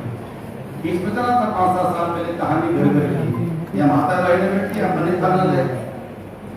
अब ये जो कहानी घर घर की सीरियल जो दिखाया गया था, तो मुझे ध्यान में 10-12 साल पहले लखनऊ हाई कोर्ट में एक छोटी सी बालिका ने रिट लगी थी, और वहाँ हाई कोर्ट के जज से पूछा कि जज अंकल, इस भारत देश में कौन से घर घर की कहानी दिखनी चाहिए? हमारे यहाँ घर पर बहू आती तो बेटी के समान होती थी, बहू बेटी इस प्रकार का हमारा पर ये संबंध रहा हमेशा। लेकिन उस सीरियल के माध्यम से सास बहू का झगड़ा, देवरानी जेठानी, परिवार का वातावरण किस प्रकार से पोषित कर सकते हैं, ऐसे बहुत सारे टीवी सीरियल के माध्यम से प्रयत्न चल रहे। तो एक बहुत बड़ा विदेशी षड्यंत्र भी हमारे से भारत की परिवार व्यवस्था को छिन्न भिन्न करना, तोड़ना, कमजोर करना ये प्रयास है। और इसलिए आवश्यकता है हम सब मिलकर के हमारी जो आधारभूत व्यवस्था है, परिवार व्यवस्था है, ये और कैसे सुदृढ़ बने, इस पर ध्यान देने की आवश्यकता है। मैं 4 महीने पहले अजमेर में एक स्कूल में गया और मैं एक बाहर के स्टूडेंट से पूछा, भैया तुम भारत के 5 महापुरुषों के नाम बताओ। तो बोला, अंकल ये महापुरुष क्या चीज होती है? मैंने कहा, गई भैंस पानी। ये बाहर ही पढ़ने वाला हमारा 20-22 साल का भारत का युवक, उसको यही पता नहीं है। मैंने कहा, कोई महापुरुष है मेरे को? अभी मैं 2 महीने पहले एक परिवार में खाना खाने गया था, तो उनके पिताजी जो कार्यकर्ता है 62 साल की, वो भोजन करा है, और उनका 18-20 साल का कोई बालक था, उनका जवान, वो पैर पर पैर रख करके मोबाइल की स्क्रीन चला रहा है। तो मैंने उनसे कहा कि अतिथि देवो भव, आए हुए व्यक्ति को अतिथि मानकर सत्कार करना, नमस्कार करना, ये जो हमारा संस्कार है, भारत का जो विशिष्ट है, ये संस्कार आज की पीढ़ी में बालक में कैसे आएगा? ये संस्कार दीजिए बालक को। तो ये बहुत सारी बातें हैं जो हमारे परिवार के संस्कार, ये तो आज हम उसके दुष्परिणाम देख रहे हैं। ये भीलवाड़ा में, ये विजयनगर में ऐसी अनेक लव जिहाद की घटना हुई। आज भी बहुत सारे ऐसे परिवार हैं, अच्छे परिवार हैं, लेकिन कहीं ना कहीं उस परिवार में एक बिखराव सा भी दिखता है। तो ये जो सारी बातें खड़ी हो गई, तो कहीं ना कहीं हमारी परिवार व्यवस्था और हमारे परिवार के संस्कार, इस पर सबको ध्यान देने की आवश्यकता है। मुझे ध्यान में पहले अपने परिवारों के अंदर सुबह शाम पूजा के नाम पर, आरती के नाम पर, भजन के नाम पर, भोजन के नाम पर परिवार के सभी लोग एक साथ मिल बैठ करके कर रहे थे। लेकिन आज वर्तमान की इस भागदौड़ की जीवन में समय का अभाव है, इसलिए बातें बातें छूटती जा रही है। कुछ अच्छा लगा, एक परिवार में गया, उन्होंने बताया कि हम मंगलवार को परिवार के 27 सदस्य हैं, सप्ताह में एक दिन मंगलवार को सब लोग वहाँ आंगन में दरी बिछाकर बैठते हैं। कोई वहाँ मोबाइल लेकर के नहीं आते हैं, छोटे बच्चे, बूढ़े, माताजी, पिताजी, दादाजी, 27 लोग बैठ करके हनुमान चालीसा का पाठ करते हैं। हिंदू धर्म, हिंदू संस्कृति, बच्चों के संस्कार, इन सब बातों की चर्चा आज सत्संग के माध्यम से आधा पौने का बैठ करके सब लोग करते हैं। और इसलिए उसका परिणाम है, उस परिवार में आज एक धार्मिक आध्यात्मिक वातावरण बना है। उस पूरे मोहल्ले के अंदर वो एक आदर्श हिंदू घर है। उनके परिवार के छोटे छोटे बच्चों साथ मिलेंगे तो सबको हनुमान चालीसा का पाठ, गीता के श्लोक और हिंदू धर्म, हिंदू संस्कृति संबंधित सब बातों की जानकारी उन सब बच्चों को है। एक आदर्श परिवार के रूप में उस पूरे मोहल्ले में बना रहा है। तो कुल मिला करके हम सब लोग भी, या जो पधारे हैं हम सब लोग भी, हमारा एक घर एक आदर्श हिंदू घर बने, और ये हमारा परिवार का वातावरण एक संस्कारयुक्त वातावरण कैसे बने, तो इन सब बातों पर ध्यान देने की आपकी बड़ी आवश्यकता है। हमारी परिवार व्यवस्था मजबूत बनेगी तो उसी में से एक मजबूत समाज और मजबूत राष्ट्र का और एक चौथी बात है, अभी 2 साल पहले, 3 साल पहले अमृत महोत्सव, भारत की स्वतंत्रता के 75 वर्ष होने पर भारत की सरकार ने अमृत महोत्सव के नाम पर बहुत सारे कार्यक्रम किए। जो भारत की स्वतंत्रता के जो 75 वर्ष पूर्ण हो गए, तो एक प्रकार से हम सब के लिए एक आकलन का अवसर था। वो आकलन में क्या है, 75 वर्षों में क्या पाया और क्या पाया, और आज हम हर क्षेत्र में आगे बढ़ रहे हैं। लेकिन कहीं ध्यान में आता है कि ये जो हमारे स्व आधारित जो सोच जो बननी चाहिए उसमें कहीं ना कहीं अभाव है। इससे स्व आधारित हमारे जीवन शैली, यानी हमारे मान बिंदु, हमारी परंपराएं, हमारी अपनी बातें, ये हमारे लिए गर्व का विषय है कि आज विश्व में 100 से अधिक देशों में दीपावली मनाई जाती है। मैंने आज कहा बताया अभी आपको 190 देश भारत का योग करते हैं। ऐसी बहुत सारी हमारे देश की बातें हैं जो आज विश्व स्वीकार करता है, लेकिन हम कितना उसको करते हैं। इसलिए स्व का बहुत स्व आधारित जीवन शैली यानी जो हमारी जो परंपरा है, हमारे जो जीवन मूल्य है, वो हमारे लिए गर्व का विषय बनना चाहिए। और इसलिए मैं हस्ताक्षर करूंगा तो हिंदी में करूंगा, अंग्रेजी में करूंगा, और मेरी संपूर्ण जीवन शैली में ये प्रकट होना चाहिए कि इस भारत देश का नागरिक हूं। और इसलिए हम अपनी देश की बनी वस्तु का उपयोग करेंगे, स्वदेशी भाव, हमारा रहन सहन, हमारा खान पान, हमारे पर्व त्योहार, छोटे बच्चों का जन्मदिन, हमारी वेशभूषा, इन सब से प्रकट होना चाहिए कि हम इस भारत देश के निवासी है। मैं एक परिवार में गया, उनके परिवार में 8 साल के बच्चे का जन्मदिन था, 1 महीने पहले की बात है। वो आधा घंटे में उस परिवार में उठ पाया, तो एकदम संदेरा हुआ, मोमबत्ती गुजरी थी, केक काट करके बच्चों ने वो केक एक दूसरे के चेहरे पर लगाया। तो मैंने उस कार्यकर्ता से कहा कि ये जो बच्चे का जन्मदिन है, ये जिस दिन से आपने मनाया है, इसका क्या उद्देश्य क्या है, और इस आपकी बातों को इसमें से कौन सा संस्कार गया है, ये उनको बताना है। और मैंने कहा अगले वर्ष के आप संकल्प करेंगे तो हम इस प्रकार के कार्यक्रम लेंगे। आपका बच्चा 8 साल का हुआ है, आप इसको मंदिर में लेके गए सायंकाल, इसके हाथ से आप 8 दीपक लगा के, ये मोमबत्ती उजाला दीपक बुझाना ये हमारा कॉन्सेप्ट नहीं है। अपने आप को दीपदार करते, दीपक जलाते हैं, रोशनी करते हैं।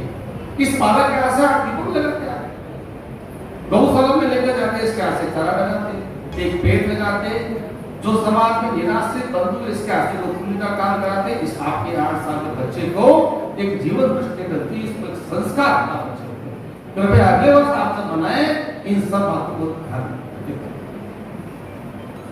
मैं बहुत बार कहता हूँ जींस पहनना कोई बुरी बात नहीं है, पहनी जींस को, लेकिन मैंने जयपुर में देखा स्टेशन पर 18-20 साल की लड़की 5 जगह से जींस फटी हुई। हम परिवारों में जाते देखते जींस पहनने फटी जींस पहनते। तो हम आपके भारत देश के निवासी हैं, हमारे संस्कार हमारी संस्कृति क्या है, हम उचित वेशभूषा पहने, जींस पहने तो कम से कम फटी हुई तो पहने। पता नहीं कौन से देश की फैशन हमारे देश में युवाओं की युवती फैशन हो रही। तो ये जितनी सारी बातें हैं स्व आधारित, स्व का बोध यानी हमारा रहन सहन, हमारा खान पान, हमारे पर्व त्योहार, बच्चों का जन्मदिन और हमारी वेशभूषा सबसे प्रकट होना चाहिए कि हम इस भारत देश के निवासी है। यही स्वाधीनता के 75 वर्ष पूर्ण होने के ऊपर है। या हम जो 2047 में तो विकसित भारत की जो कल्पना कर रहे हैं, तो कहीं ना कहीं सब बातों की शुरुआत आज हमको अपने घर परिवार से, समाज के हर व्यक्ति को करने की आवश्यकता है। और एक 5 मिनट की बात करें, नागरिक शिष्टाचार, सिविल सेंस, कानून मंत्री जी हमारे यहाँ बैठे लोग के साथ, और इसके बाद समाज के अंदर इस विषय को लेकर के जन जागरण, जन प्रबोधन करने की आवश्यकता है। मैं 1 महीने पहले सीकर से नागौर आया, तो जो गाड़ी ड्राइव कर रहे थे उन्होंने पूरे रास्ते में 160 किलोमीटर में सीट बेल्ट नहीं लगाई। मैंने अगर सीट बेल्ट लगाई, 20 मिनट टोकर भी था लोकल के पास, और ड्राइवर साहब सीट बेल्ट, अरे मैंने जरूरत नहीं चाहिए। और जैसे लिखा है नागौर से 4 किलोमीटर दूर, फटाफट सीट बेल्ट लगा लिया। तो मैंने कहा साहब क्या हो गया, जब आपको 100 की स्पीड में लगाना चाहिए तो आप लगाया नहीं था, और अब 30 की स्पीड नागौर में गाड़ी चली, आप सीट बेल्ट लगा और ट्रैफिक पुलिस सामने खड़ी है। अब कैसी भारत की सोच, हेलमेट लेके चल तो रहे, सिर पर नहीं लगा रहा, हाथ पे हेलमेट, चालान कट जाएगा। अब ये जो सारी बातें हैं आज हमारे समाज के हर व्यक्ति को समझने की आवश्यकता है। हेलमेट पहनने सुरक्षा, सीट बेल्ट लगेगी सुरक्षा, केवल चालान कटने के डर से नहीं लगेगा। तो ये जितनी सारी बातें आती है, नियम कानून का पालन करने का स्वभाव, कचरा कहाँ डालना, कहाँ नहीं डालना, और शासन प्रशासन के जितने नियम बने उसका पालन करने का स्वभाव, ये अभी हमारे भारत के व्यक्ति का बहुत कम है। ये तो मैंने 2 प्रकार का उदाहरण दिया, मैं बहुत बार देखकर मन बड़ा दुखी हूँ, केवल चालान कटेगा इस डर से हेलमेट लगा के सीट पे लगा। अब ये समझ हमको समाज में विकसित करनी है कि बने में सभी नियमों का पालन करना, इसको बोलते हैं नागरिक शिष्टाचार, नागरिक अनुशासन। तो हमारे परिवार का कोई बच्चा है, बच्ची है, गाड़ी चला रही है, इन सब नियमों का पालन करेंगे। चप्पल जूते घर के अंदर पंक्तिबद्ध खोलेंगे। आप कहेंगे भाई साहब कैसी छोटी छोटी बातें कर, इन्हीं सब छोटी छोटी बातों से, इन 5 बातों से, इन पंच परिवर्तन की 5 बातों से और संपूर्ण समाज का वातावरण बदलेगा। कहते हैं चैरिटी बिगिन एट होम। अच्छा है कि शुरुआत स्वयं से करो। भगत सिंह होना चाहिए लेकिन पड़ोस होना चाहिए, उससे काम नहीं चलेगा। और इसलिए किसी भी अच्छी बात की शुरुआत व्यक्ति को स्वयं से करनी चाहिए। इसलिए हमारे घर के अंदर कोई हिंदू बंधु भगिनी आ सकते हैं, हम कहीं जा सकते हैं, सब में एक ही आत्मा का परमात्मा का रूप है। हमारे घर को आ सकता है एक समरस हमारा परिवार में पर्यावरण के प्रति जागरूकता, परिवार में बच्चों के संस्कार, परिवार का वातावरण और एक स्व आधारित जीवन शैली का जो बोध अपने आप किया है, वो अपने आचरण व्यवहार में लाते और नागरिक शिष्टाचार, ऐसी 5 बातों की शुरुआत वंश परिवर्तन के नाम से हम अपने से कर सकते हैं क्या, अपने परिवार से कर सकते हैं क्या? तो अपने परिवार के परिवर्तन से हम समाज परिवर्तन की कल्पना को साकार कर सकते हैं। धीरे धीरे परिवर्तन आ भी रहा है और जैसे मैंने प्रारंभ में कहा, अभी जिस प्रकार का देश की परिदृश्य बनता जा रहा है और इसलिए संपूर्ण दुनिया में और भारत एक सर्वोच्च स्थान ये प्राप्त करने की ओर है।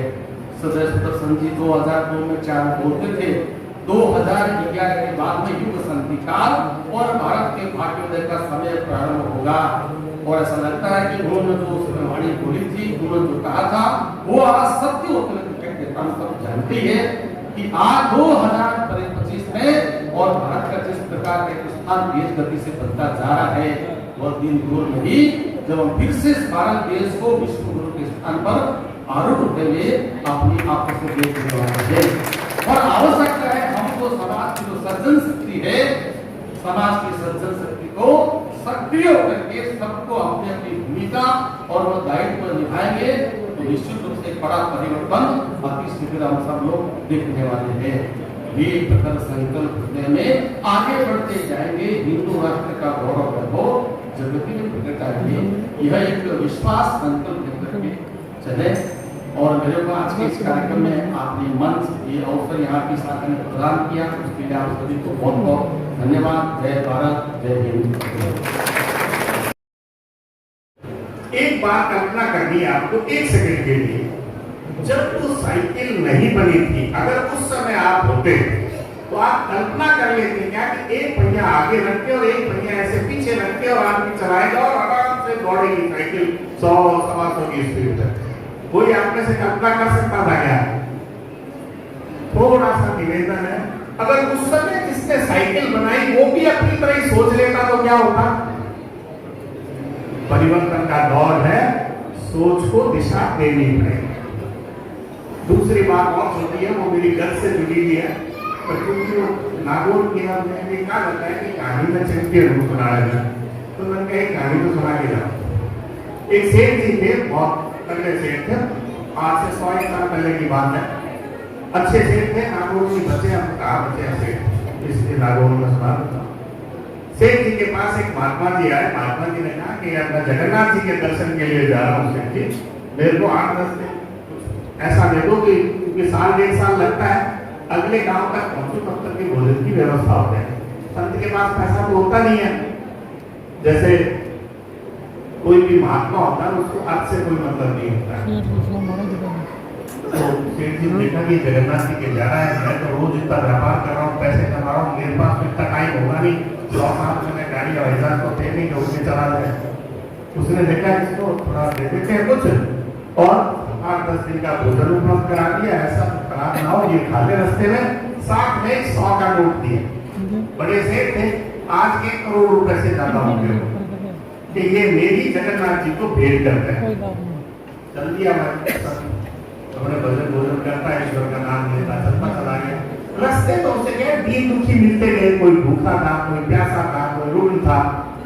अब सब क्या करते हैं, निर्मल होता है और पसीना बहुत जल्दी।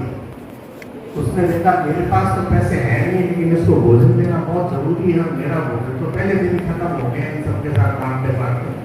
उसने देखा पाप लगेगा तो मुझे लगेगा, भगवान से कह दूंगा कि जो पाप दे वो मुझे दे दियो, ये 100 रुपए से मैं इनकी भूख और इनकी जो आवश्यकता है वो पूर्ति करता जाता। 100 रुपए बहुत बड़ी रकम थी। वो आदमी जो दीन दुखी मिला उसकी मदद करता गया और जब जगन्नाथ जी के पास पहुंचा तब 2 रुपए बचे उस 100 में से। अब उसने भगवान के आगे हाथ जोड़े, हाथ जोड़ के कहा भगवान पाप सारा देना, पुण्य 100 रुपए का देना उसको। उसने तो 100 रुपए दिए सेठ जी ने और रो हुआ के अपने पैर पर छू के माफी मांग के वापस आके 2 साल में लौटे। लौट के सेठ जी को कहा सेठ जी आपके पैसे जगन्नाथ जी को पहुंचा दीजिए। सेठ जी थे सेठ जी ने ईश्वर मेरा धन्य हो मेरे 100 रुपए स्वीकार कर लिए। हर आधे घंटे बाद भगवान आपने मेरे 100 रुपए स्वीकार कर लिए, मैं आपके लिए बहुत धन्य हूँ। ऐसे करते करते 100 बार भगवान को धन्यवाद दिया। भगवान को दुखी हो गए, 100 रुपए गिनाई जा रहा है सुबह। बड़ी गलत बात है। रात को जब सोने लगे तो सोते सोते फिर से एक दिन कहा कि भगवान आपने मेरे 100 रुपए स्वीकार करके मेरे पर बहुत उपकार किया। भगवान आ गए सबने कोई लेके सुबह से 100 रुपए लेके खरीद लिया। तो आए सपने में आके दर्शन दिए तो उसने भगवान आपको मेरी मिली थी सेवा 100 नहीं मिली 98 मिली है। अब सेठ जी तो नींद उड़ गई है। बहन साहब ने प्रसन्न जी ने गड़बड़ कर दी, 2 रुपए खा गए। अब वो रात कैसे कैसे काट के सुबह होते ही बुला लिया संत महात्मा जी को। कई तरह आपने 2 रुपए की चोरी की है। संत महात्मा रोने लगे। संत महात्मा को ये समझ में आया कि भगवान दक्षिणा स्वीकार कैसे करते हैं। उन्होंने रोते रोते कहा हे ईश्वर मुझे तो आज तक पता ही नहीं था कि आप अपनी दक्षिणा स्वीकार कैसे करते हो, आप अपनी सेवा स्वीकार कैसे करते हो। और उस संत को बुलाते हुए ये सीख मिली जब अंतिम समय आया जीवन का। लेकिन इस कहानी से हम सब लोगों को ये सीख आज ही मिल सकती है। ईश्वर कब स्वीकार करेगा हमारी सेवा को, कब सेवा करेगा हमारी मदद को स्वीकार करेगा, ये सीख हम आज ले सकते हैं। क्योंकि तरीके तो 3 ही है।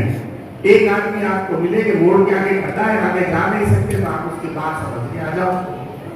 दूसरा रास्ता ये है कि जाओ खड्डा देखो और फिर आ जाओ, फिर रास्ता बदल के चले जाओ। और तीसरा ये है कि उस खड्डे में गिरो, फिर इलाज कराओ और उसके बाद दूसरे रास्ते से जाओ। तो 3 ही है। मेरे ख्याल में पहले वाला रास्ता सबसे ठीक है, उसमें समय भी बच जाता है और काम भी समय पे हो जाता है। सेवा का यही एक तरीका है और परिषद आपको इस तरीके का रास्ता दिखाती है, रास्ता बताती है। लेकिन सबसे बड़ी बात यह है कि भाई परिषद क्यों? आपके दिमाग में सवाल आ सकता है कि परिषद क्या कोई भी संगठन क्यों? मेरे जेब में 2 रुपए है, मैं सेवा कर दूं, कमा करता हूं। शास्त्र सम्मत बात है, मान लो आपकी इच्छा है, मेरे तो समझ आ गई। सतयुग में सत्य की ताकत थी, हर चीज सत्य थी। सतयुग बहुत अच्छा है, आपको कोई कभी निकाल ही नहीं सकता, कोई मिले नहीं। सबको पता है त्रेता युग में मंत्रों की शक्ति ने कार्य किया था, शास्त्रों में लिखा है।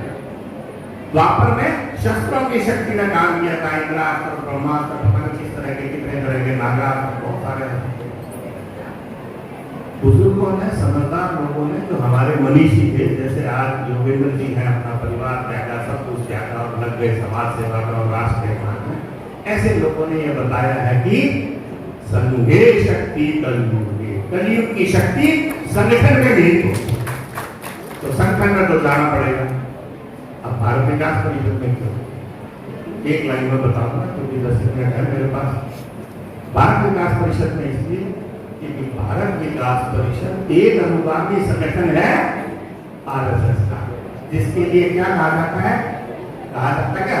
सत्य है, विश्व का सबसे विराट संगठन है जो स्वयं की सेवा पे खड़ा है, जिसको आज की तारीख में जिस संगठन के पास दुनिया में सबसे ज्यादा स्वयंसेवकों की एक टोली है जो उसके पत्ते है, उसी की एक शाखा है भारत विकास परिषद। संगठन उसका तना है, चिंता मत करो, मैं तुम्हारे पीछे खड़ा हूं, तुम्हें सहारा देता रहूंगा, तुम अपनी शाखा को आगे से आगे बढ़ाओ, उसके अनेकों अनेक पत्तियां लगाओ और जो काम राष्ट्र के लिए आवश्यक है उसको करो। इसलिए भारत विकास परिषद का एक अनुगामी संगठन का निर्माण हुआ, एक शर्त के साथ, इसमें केवल प्रबुद्ध और संपन्न वर्ग के लोगों को ही जोड़ा जाएगा। कारण उनको एक ऐसा संगठन चाहिए था राष्ट्र निर्माण के लिए जो इतना सक्षम हो कि देश की दिशा और दशा दोनों बदलने की, जिसके पास विचार शक्ति हो और अर्थ सही हो। इसलिए हम वो श्रेणी के लोग हैं जो देश की दिशा और दशा बदलने में सक्षम हैं। हमारे छोटे छोटे प्रयास राष्ट्र निर्माण को बहुत जल्दी साकार कर सकते हैं और अब तक साकार किया है। अगर ऐसा है तो भारत विकास परिषद से जुड़ो। आखिरी बात बताऊंगा कि परिषद क्यों, किसी भी सेवा के संगठन अनेक है और बहुत अच्छा काम कर रहे हैं। मेरी गारंटी से बता रहा हूँ, मैंने नजदीक से देखा है। महावीर इंटरनेशनल बहुत अच्छा काम कर रही है, वो कई नाम गिना सकता हूँ, अच्छा काम कर रहे हैं। और भारत विकास परिषद के मूल में सेवा नहीं है, मूल में है सेवा का संस्कार।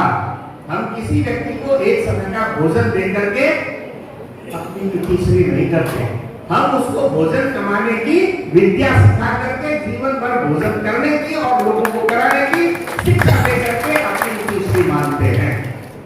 हमारे मूल में संस्कार है और किसी संगठन में संस्कार मूल में नहीं है। सबने या तो सेवा मूल में है या कोई और उनका और उद्देश्य। आखिरी में परिषद का भाई साहब जोगाराम भाई साहब ने मंत्री जी ने पूछा था, इसलिए बता रहा हूँ। आप लोगों को एक बार ये जानना तो चाहिए, आप सदस्यता शुल्क देते हो, उसमें से 600 रुपए कटते हैं और जाते हैं ऊपर, क्या होता है?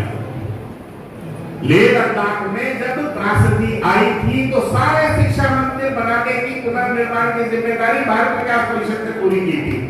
इससे आप सब इसलिए सक्षम चाहिए, हममें से कोई एक भी सक्षम नहीं है। कोरोना में 4.5 करोड़ के सेवा कार्य भोजन के भारत विकास परिषद ने किए। मैं गारंटी देता हूँ सभागार में तो कोई नहीं है तो 4.5 करोड़ 1-2 महीने में खर्च कर दिया, और हम सबने मिलकर कर दिया। भारत को इस त्रासदी से बाहर लाने में अपनी महत्वपूर्ण भूमिका निभा दी। इसलिए संगठन चाहिए, और इस संगठन को अगर हमारे आवश्यकता है तो एक समय कम है आज, नहीं तो अगली बार मैं तो भाई साहब और तो इंस्ट्रक्टर है वास्तव, मुझे तो आना रोज ही पड़ेगा स्कूल में, इसलिए अपन फिर कभी चर्चा कर लेंगे। लेकिन इस संगठन को अपने हृदय में आत्मसात कर लें, अपने हृदय में आत्मसात करते हैं। इसके राष्ट्रीय प्रकल्प है, उनको केवल उनको अगर हम पूरा करते हैं तो एक हमारा स्लोगन क्या है, स्वस्थ समर्थ संस्कारित भारत, उसका स्वप्न पूर्ण कर सकते हैं। करना क्या है, हमारे पास है दिग्दर्शक। भाई साहब ने अभी आपको बताया कि स्वदेशी, अरे भाई इतना सा ही तो समझना है कि हमें स्वदेशी खरीदना है, बस इतने में हमारी कर्तव्य की पूर्ति इसकी होगी। स्वदेशी खरीदोगे तो स्वदेशी बनेगा, स्वदेशी बनेगा तो देशवासी ही बनाएगा, देशवासी ही बनाएगा तो इस देश की बेरोजगारी की समस्या का हल अपने आप हो जाएगा, आपके एक छोटा सा उत्पाद खरीदने। लेकिन इनकी अपेक्षा जो है वो ये नहीं है, क्योंकि इससे परिवर्तन आता ही है। हम सबको उदाहरण बनना पड़ेगा। लोग हमारा अनुसरण करेंगे क्योंकि हम समाज के प्रबुद्ध और संपन्न वर्ग के लोग हैं, इसलिए लोग हमारे अंदर झांकते हैं, लोग हमारे अंदर देखते हैं, लोग हमें समझने की कोशिश करते हैं, हमारा अनुसरण भी करते हैं। केवल आपने अगर नागरिक शिष्टाचार का पालन किया तो 4 जगह वो उदाहरण बन जाएगा, आपका हमारा काम बहुत तेजी से हो जाएगा। केवल आपने अगर दुकान पर खड़े होकर 3 आदमी और दवा खरीद रहे हैं, कोई वस्तु खरीद रहे हैं, आपने कह दिया कि मेरे को केवल स्वदेशी देना, तो 3 आदमियों के मस्तिष्क पर प्रभाव पड़ेगा। तो सरकार इसके पास तो पैसे भी हैं, ये तो कुछ भी खरीद सकते हैं, फिर भी हम ऐसा क्यों खरीद रहे हैं? करो, इतना सा ही करोगे तो फिर राष्ट्र निर्माण में हमारा सहयोग हो जाएगा। सामाजिक समरसता और संघर्ष उसको समझ में नहीं आता।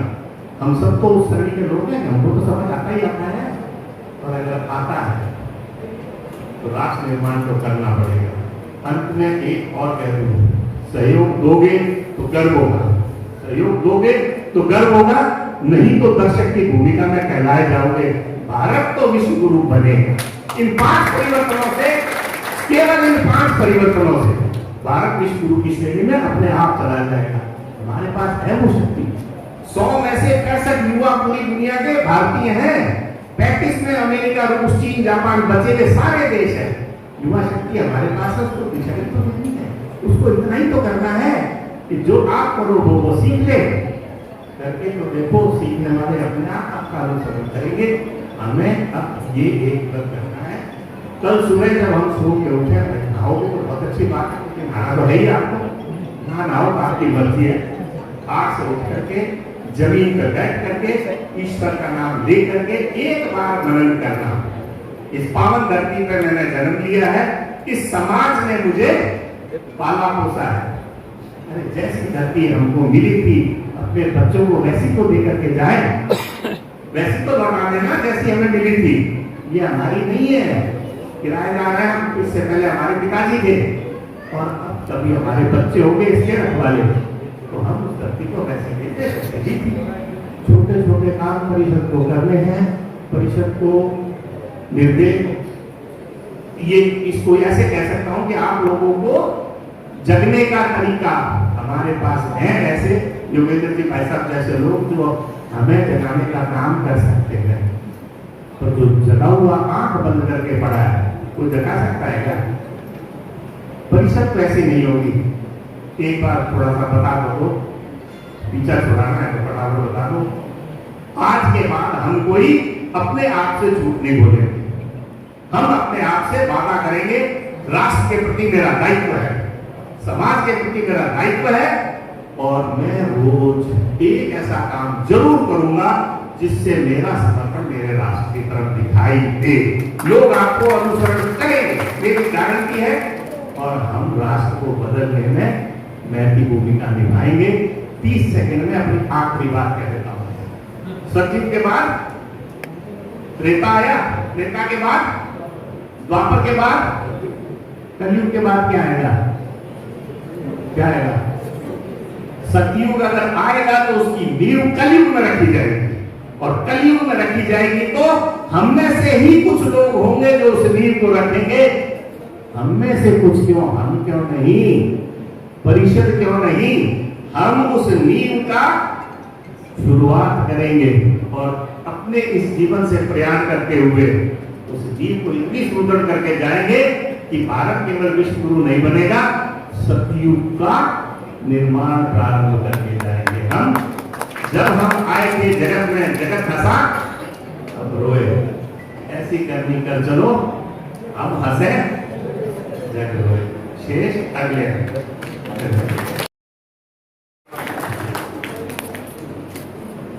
अभिनंदन।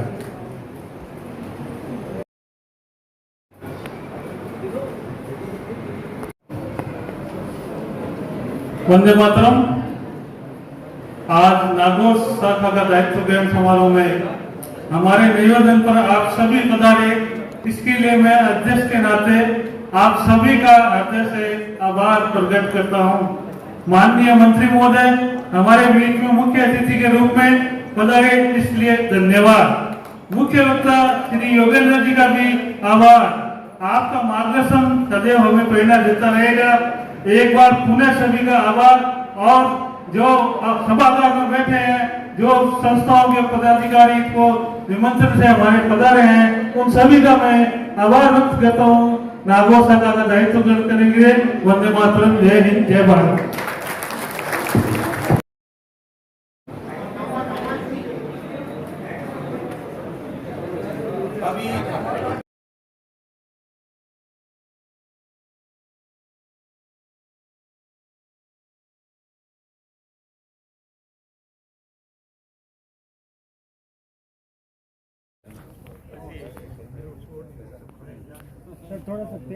भाई साहब खींच लो आप।